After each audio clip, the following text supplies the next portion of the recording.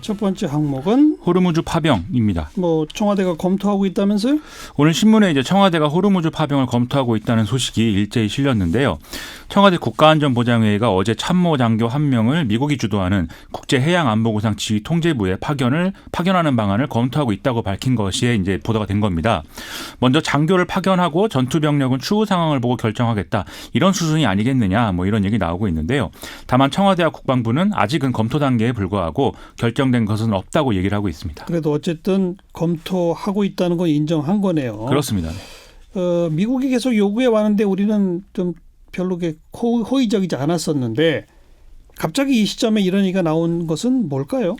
이 파병을 검토하게 되면 이제 호르무즈 해협 인근에서 벌어지는 갈등의 당사자인 이란과의 어떤 관계 악화라든지 이런 걸 감수해야 할 수가 있겠는데 그래서 우리가 그동안 좀 마땅치 않았던 거잖아요. 그렇죠. 예. 그럼에도 지금 이 얘기가 나온 것은 크게 이제 두 가지 이유 때문이다라고 볼 수가 있습니다.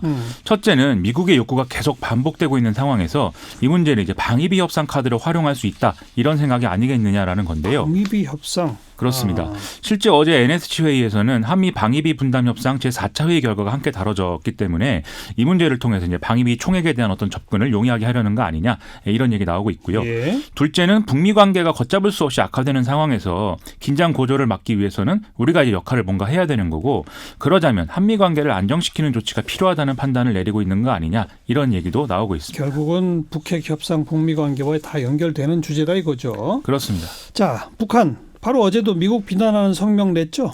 어제 북한은 외무성 대변인 명의 담화를 통해서 미국이 유엔 안전보장이사의 소집을 요구한 것을 두고 자신들을 향한 적대적 도발 행위로 그걸 규정을 하면서 어느 길을 택할 것인지 결심을 내리게 하는데 결정적인 도움을 줬다 이렇게 주장을 했습니다. 또 미국은 아무 때나 대륙간 탄도미사일 시험을 해도 되고 자신들은 다른 나라가 다 하는 무기 시험도 하지 말아야 한다는 것은 완전한 무장 해제를 요구하는 것이고 이건 날강도적인 것이다라고도 비판을 했습니다. 그럼 이제 협상 가능성은 없어진 거예요? 다만 이제 북한이 나름대로 메시지 관리를 한 것으로 보이는 그런 부분도 있는데요. 절대로 묵과하지 않을 것이라든지 이런 메시지는 담았지만 구체적으로 어떤 조치를 취하겠다 이런 얘기는 이제 없다는 거거든요. 또 유엔 안보리 회의에서도 중국과 러시아가 대북 제재 완화 필요성을 제기하면서 북한을 좀 대변을 해줬고 미국도 어떤 동시적 병행적 조치와 유연한 접근을 언급하면서 북한이 대화 테이블에 나올 것으로 믿는다는 취지의 메시지를 또 내놓기도 했습니다.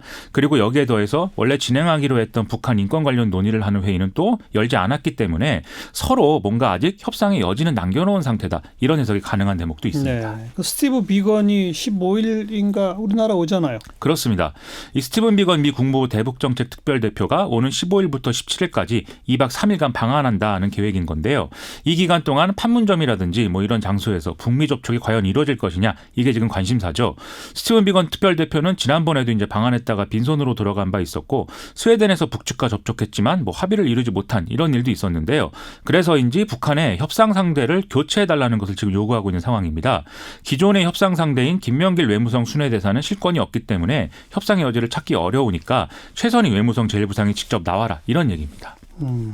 최선희 부상이 나올까요? 이 북한은 아무래도 이제 급을 맞추는 것에 민감하기 때문에 그러니까요. 서로 이제 맞는 급이냐 이걸 따질 건데요. 여기서 좀 같이 볼 만한 게 스티븐 비건 특별대표가 지난 10월 말에 국무부 부장관에 지금 지명된 상태라는 겁니다. 그러니까요. 최근에 청문회 일정까지 소화했고 지금 상원 전체 회의 표결만 남겨놓고 있는 상황인데요.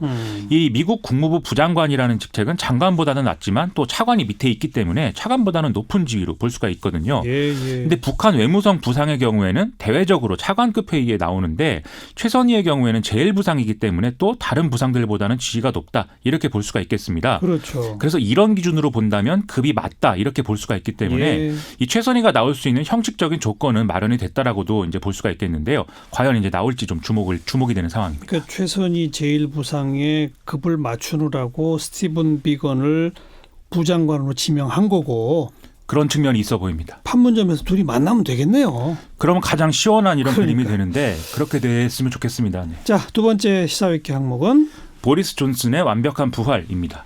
영국 총선했죠. 그렇습니다. 이 집권 보수당이 그야말로 이제 압승을 거뒀다라는 소식인데요.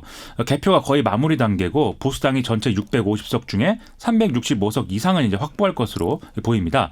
반면 노동당은 한 203석 안팎에 지금 그칠 것으로 예상이 되는데 기존 의석수로 따지면 보수당이 거의 50석을 늘렸는데 노동당은 이제 60석 가까이 의석을 잃게 되는 상황이다. 이렇게 볼 수가 있겠습니다. 원래 예상보다도 더 큰 압승인가요? 그렇습니다. 초반에는 노동당이 아무래도 열세다 이렇게들 봤는데 선거전이 진행이 되면서 상당히 따라잡았다 이런 평가가 계속 나왔었거든요. 그래서 보수당이 간신히 과반을 달성하거나 아니면 이에 조금 미달해서 헌의회가 재현될 수도 있다 이런 분석도 나온 바가 있었는데요. 헌의회가 뭐예요? 이게 이제 과반을 달성한 당이 안 나와서 이제 따로 이제 연정 협상을 해야 이제 그 정부를 구성할 수 있는 이런 의회를 헌의회라고 합니다. 네. 하지만 뚜껑을 열어보니까 보수당이 예상보다도 훨씬 크게 이기는 것으로 나타났고 그럼으로써 보수당으로서는 마가릿 대처 이후 역대 최대 의석을 확보하게 됐다는 평가까지도 지금 받고 있는 상황인데요. 예. 이로써 그동안 사면 초과에 몰렸다고 평가받은 보리스 존슨 총리는 그야말로 완벽하게 부활했다 이렇게 볼 수가 있습니다. 참 보리스 존슨 총리가 안건 몇 가지 올렸는데 전부 부결돼 가지고 그렇습니다. 선거까지 하게 된 거 아니에요? 그렇죠. 근데 승리한 비결은 뭐예요? 크게 이제 세 가지로 나눠볼 수가 있겠는데요. 첫째는 이 보수당이 브렉시트를 완수한다라는 선거 캠페인을 일관되게 밀고 나가는데 성공했다는 겁니다. 이 결과 브렉시트에 찬성하는 유권자표가 전부 이제 보수당에 쏠렸다 이렇게 볼 수가 있겠는데요. 둘째는 이 보리스 존슨 본인이 각종 기행과 논란을 통해서 노동당의 제러미 코빈 대표를 언론 보도에서 밀어내는 것에 성공을 했다라는 겁니다. 기행과 논란이 오히려 언론 보도의 독점 현상을 가져오고 그게 승인이다.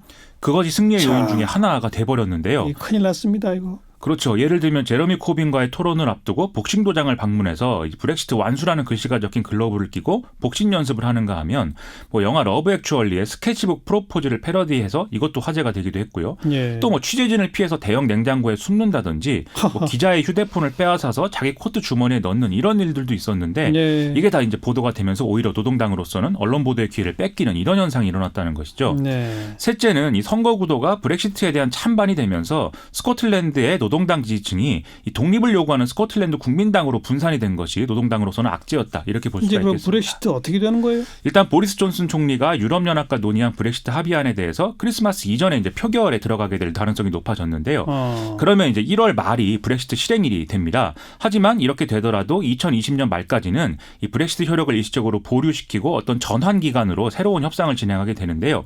이 협상은 이 WTO 기준에 따라서 영국과 유럽연합 간의 이제 양자무역 협상으로 이루어지게 됩니다. 그래서 이 양자무역 합의안이 내년 6월쯤에 비준 투표가 이루어지면 이제 2021년에 들어서면서는 이제 실질적으로 브렉시트가 마무리되는 것이죠. 여기까지 수고하셨어요. 고맙습니다. 김민아 기자였어요.